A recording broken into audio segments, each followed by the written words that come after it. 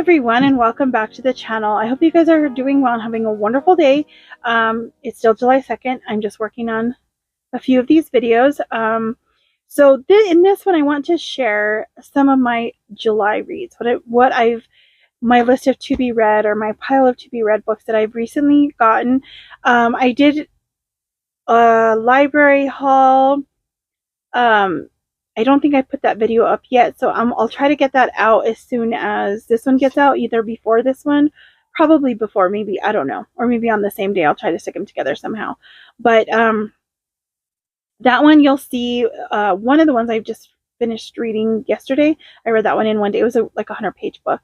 But I'll have that in that video, and then you'll see the ones that I still need to read because they're due by July 8th, and you'll see those in that video.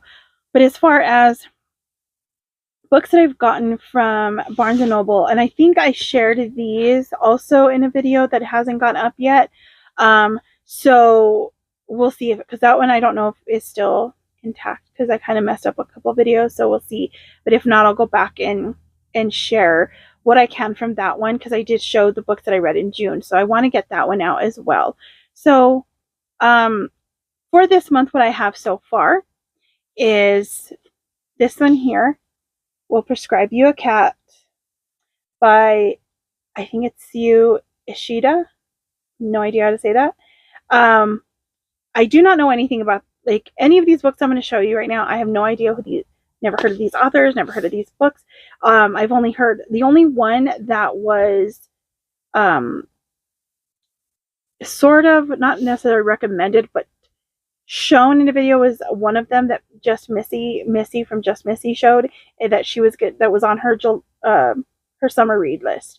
And it's also their monthly pick. It was the monthly pick at Barnes & Noble in June. So that one I'll show next. So I don't know anything about these books.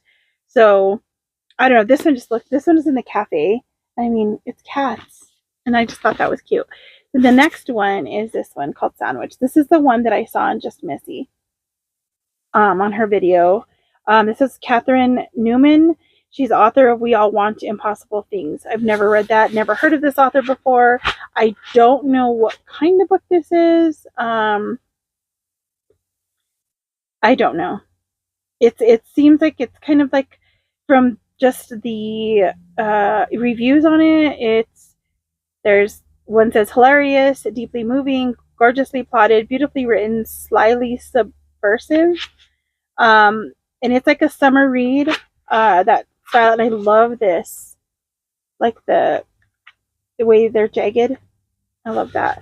And I just like the feel of this book too. So, I love the smell of books. So this is the one I'm going to start now. Along with one of the library books, because I gotta get that done. So that's going to be this one, and then it'll be this one. I think that's the order I'm going to have them in. I don't know. But as I read them, my plan this month, I've never done this before, at least not in a very long time, is do a a book journal, to where I can write down what I'm thinking. I have a really hard time summarizing the books that I read and stuff, but this last book I read that you'll see in the other, I can't remember what it was called exactly. It's got a longer title, but there was a lot of really good things, good like quotes and things that I thought were funny, that were like, made me think, that I would like to write down into a book journal. And what I'm going to have to do is somehow find a way to get like these covers of these books that I have and the ones that I read, and get them in like little on paper, printed out to put in my journal. I just don't have a printer or anything, so I'm gonna try. I would love to get me one of those little tiny printers that you can print on photo paper, or just a printer. I just need a small one. That's the thing. Something that is easy to put out and not take up so much room. Also, there's a library. I know the one that I've gone to in Santa Fe does just black and white copies for 10 cents, I think. The one in Las Vegas, the one in my hometown, you can get color copies. Now, they're a lot more expensive. A page is like $1, But the way I want to do this, I would make these probably like this big so I can fit quite a bit on there and print them out. So I may have to do that as well. But that's my plan for July. As soon as I read one, kind of set it up, put the picture down, do whatever I can. So I've got to start saving some of these on my tablet, take that with me to the library, or my phone, either one, because I can hook them up to the computers over there. So the next one, this one, I walked into the library, to the bookstore, and there's like tables as you walk in, right? And I don't know, this one just called to me because it says library on it. It's called The Midnight Library by Matt Haig, I guess. I don't know how to say his last name. And he's the author of How to Stop Time. Never heard. I don't know what these books are. Like I said, I don't know the authors. I don't know anything now. The girl at the front desk, that when it checked me out, she said that she's heard good things about this author and about the book. So I don't know. But it just sounds like an interesting read. So, it's in a library. And I guess in this library, I'll read a little bit of the back. It says, we all have regrets, choices we could have made differently, paths we didn't take, other lives we might have led. But what if you were given a chance to fix your past? Enter the Midnight Library. So, like, that's the idea. I guess it's kind of like the books that I read about going back to the past. Although, the Before the Coffee Gets Cold series, you can't change anything. You can go back and say what you need to say or do whatever, but it doesn't change the present or the future or anything at all. So, but this looked like a cool, and I just like that, the cover. Like, so that's the next one. This one, I don't know. I wasn't going to get it, and then I wasn't going to get it because I just like to collect Bibles. And so this one sounded really interesting to me. I just wanted to see what it was all about. It is called the First Nations version. It's an indigenous translation of the New Testament. So, let's see. Wanted to read, I know I read a piece just to kind of explain what they did and how they put this together.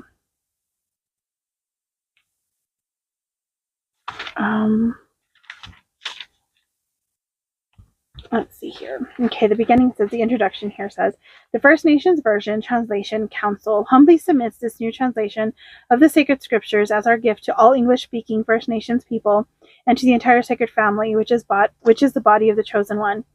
The First Nation Version New Testament was birthed out of desire to provide an English Bible that connects in a culturally relevant way to the traditional heart language of the over 6 million English-speaking First Nations people of North America.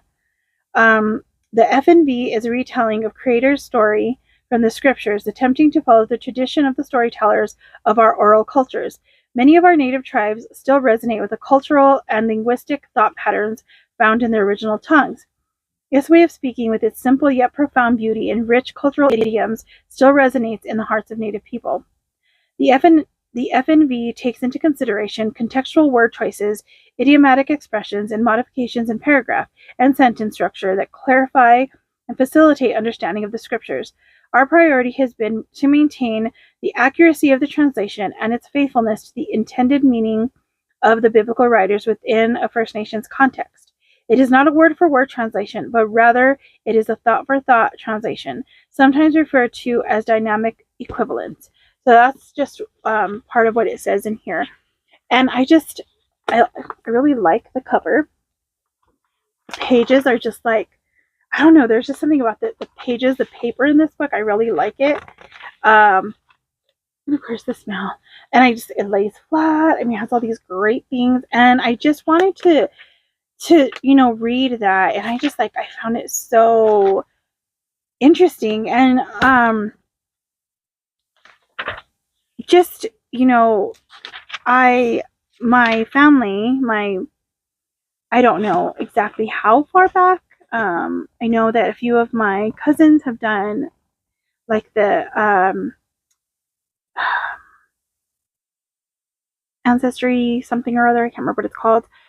They did one of them did the one that you do on the computer part. A couple of my cousins, my dad's brother's children, did the I don't know, one of the DNA ones. I don't know which one.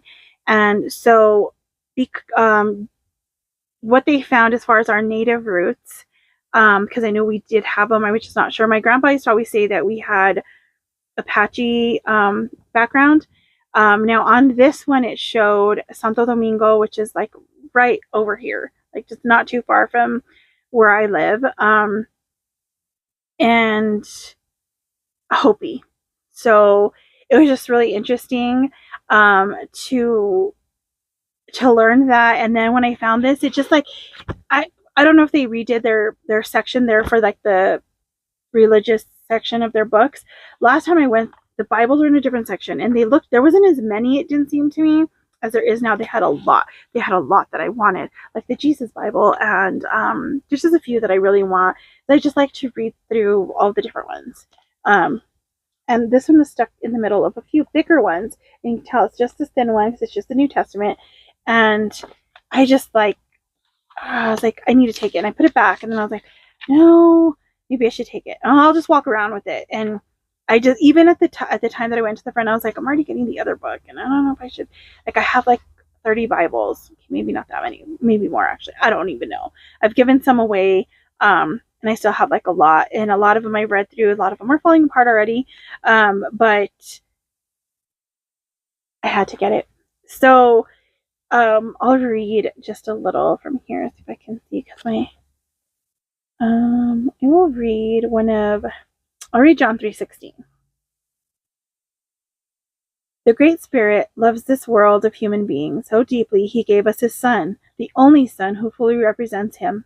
All who trust in him and his way will not come to a bad end, but will have the life of the world to come that never fades away, full of beauty and harmony.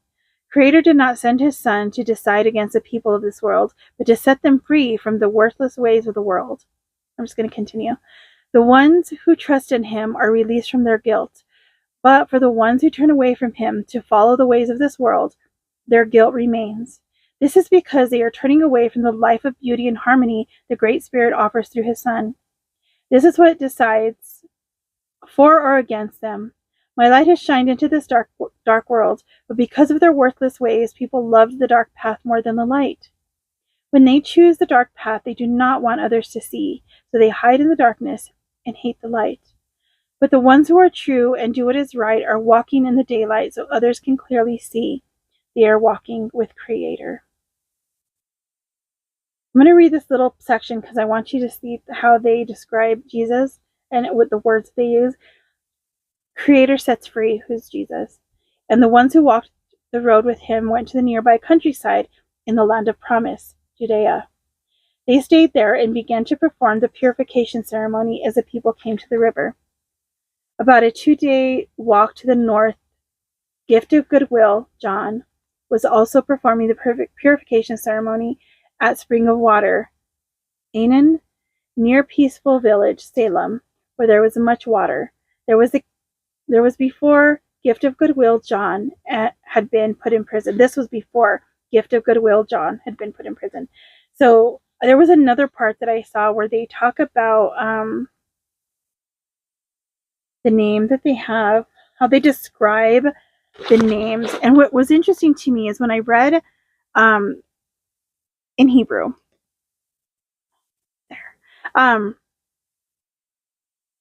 there's a description, like names mean something, like every name that they gave to someone meant something. So I found very interesting how they would talk about these people, what they called them, what their name meant, the meaning of that name. I don't know if you guys have ever looked up the meaning of your name, like where it came from, what it means. But I've done that before. And in mine, I think, I'm not sure if it was of Latin origin or not. I'm not sure, but Chrissy, which is like derived from like Christina, it means believer in Christ. And I always thought that was so amazing. I was like, yeah, that's me. But yeah, it's a very interesting read. I really like it. It's really easy to read.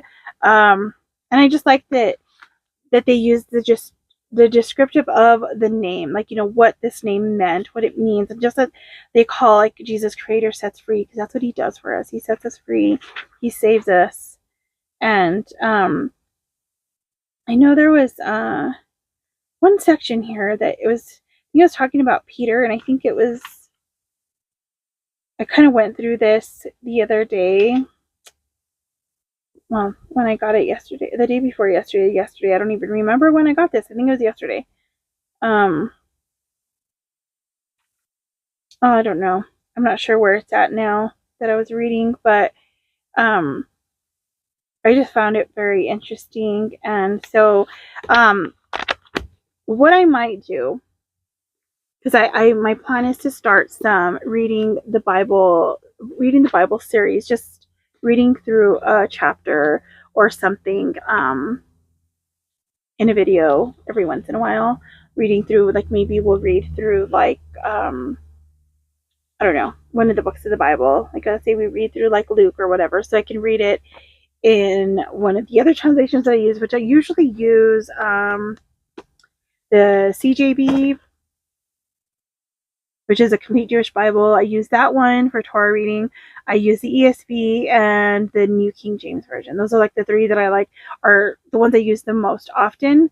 And the scriptures, I've used that one as well. And I have a few other translations that I use, but those are, like, the main ones. And I don't know, I think I shared this one already in the video that I haven't yet put up yet, so if you might see this twice. But this is the Bible. It's been a while, last month sometime, but it is the New King James Version in English and the RVR in Spanish. So the RVR is La Reina Valera Revisada. So it is more like Spanish, like that.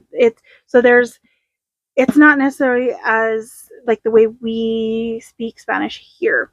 So it's a little bit harder in a way because of the, like, they use vosotros and different things that we don't normally use here. And some of the words are a little bit different, but I really like that it was both in English and Spanish together, so then I can brush up on my Spanish, and then it's the New King James Version, which I really liked, and I thought the Spanish was going to be in that too. I didn't really realize it till afterwards, so that will be something I'm going to be using, because during our Torah studies, I think I've shared this before, the lady who reads in Spanish, but her Spanish Bible is closer to our Spanish here, so I would like to find that one she has, and it also has the Torah portions in there, like what you read for this week, and what it relates to in the prophets, the New Testament, whatever, that type of thing.